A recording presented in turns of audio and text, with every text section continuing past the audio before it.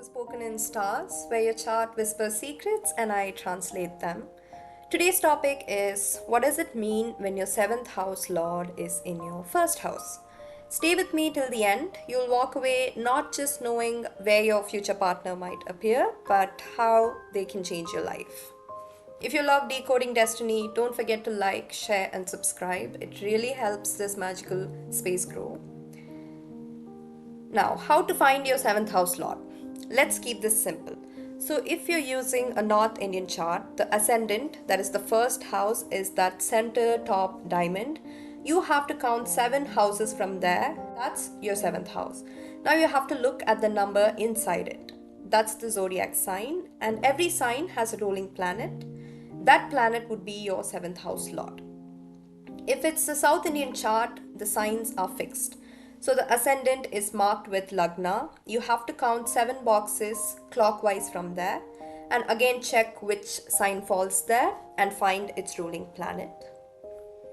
For example, if you're Aries ascendant, your 7th house is Libra and Libra is ruled by Venus. So Venus becomes your 7th lord. Now you have to check where Venus, that is your 7th lord, is sitting in the chart. If your 7th lord is sitting in the first house, that is the placement we are going to talk about today.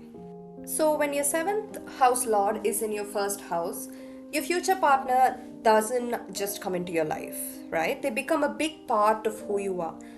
And usually the way you meet them isn't dramatic. It's not some movie scene with violence in the background and stuff like that. It's more like you notice them in your everyday life. Maybe at work, a class, a cafe you always go to, and something about them feels different. Not loud, but just quietly noticeable, and then you don't forget them. And when you finally connect, it feels so easy, like you've known them before, even if you haven't. The conversation just flows. You don't need to overthink or filter yourself. It just feels so natural from the very beginning. And the most interesting part is they're a lot like you. Not in an obvious way, but their energy, their values, even the way they see life, it'll feel familiar. They reflect back parts of you which you didn't even realize were there. And after that, over time, you'll notice yourself changing. In a good way, of course, you'll walk with more confidence, maybe take better care of yourself, or start showing up in life with more clarity. It's not about changing for them, it's about how their presence brings out the version of you that's been waiting to emerge, maybe like the best version of yourself. And they'll genuinely support your goals. So you might mention a dream or a plan or something like that, and instead of doubting it, they'll say, that sounds right for you, go for it, I'm with you. And they'll mean it. And with this placement, the relationship usually moves towards something serious pretty naturally. So from early on, you might find yourselves talking about future plans, moving, building a life, even working on shared goals. So it doesn't feel forced, it just makes sense. And at the heart of it all, this isn't just a romance. It's a connection that helps you grow. They'll challenge you, reflect things back to you, and walk beside you as you evolve. So I feel like that is what makes this placement so special. Now let's talk about which planet rules your 7th house and what it adds to your marriage vibe. If your 7th lord is the sun, your partner is someone who carries pride and presence. They're confident, maybe even a bit well known in their space.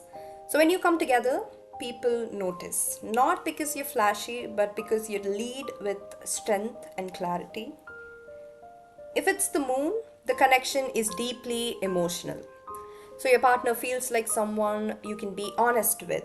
There's care, listening, and a lot of unspoken understanding. So you both naturally create a peaceful and comforting home together. With Mercury, if Mercury is your 7th lord and it sits in the first house, communication is everything. So you two might joke a lot, finish each other's sentences, spend all day night talking about everything from life goals to memes. So there's this strong mental bond, and you may even build something together like a business or a creative project. If your seventh lord is Venus, there's affection, maybe even a shared love for music, food, or art.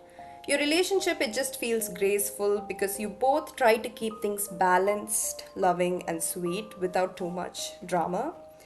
With Mars in your if Mars is your seventh lord, then there's a lot of action. So you'll both be ambitious in your own way. You understand how to move through challenges together. So you're both doers, and the energy between you is never ever boring. If it's Jupiter, that brings a sense of wisdom in your relationship. So you might meet someone who's into growth, whether it's travel, teaching, or spirituality. So the relationship, it'll feel optimistic. You're constantly learning, and they're constantly learning. You both are supporting each other's vision, etc. And if it's Saturn, things will take time, but they will last. So your marriage is based on loyalty, patience, and real commitment.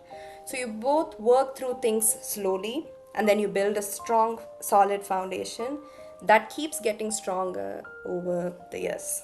Now, I will say with this placement in general, what I've seen is you can sometimes get too focused on relationships. There might be a tendency to over identify with your partner or to feel a little lost when you're not with someone. So it's really important to stay anchored in who you are, even as you share your life with someone, right? You need to be anchored in who you are. But the beautiful thing about this placement is when it's right, this placement, it brings one of the most deepest bonds. So you grow, you evolve, and you often feel like you've known each other long before this life. And it won't be just about falling in love, it's about becoming better together. So finally, what I'd like to tell you guys is if your seventh lord sits in the first house, so love isn't just coming, it's coming for you. And when it does, you won't just be in a relationship, you'll be living your destiny. If you found this helpful, don't forget to like the video, share it with someone who's curious about their birth chart, and subscribe to Spoken in Stars for more real astrology made simple. See you in the next one. Thank you.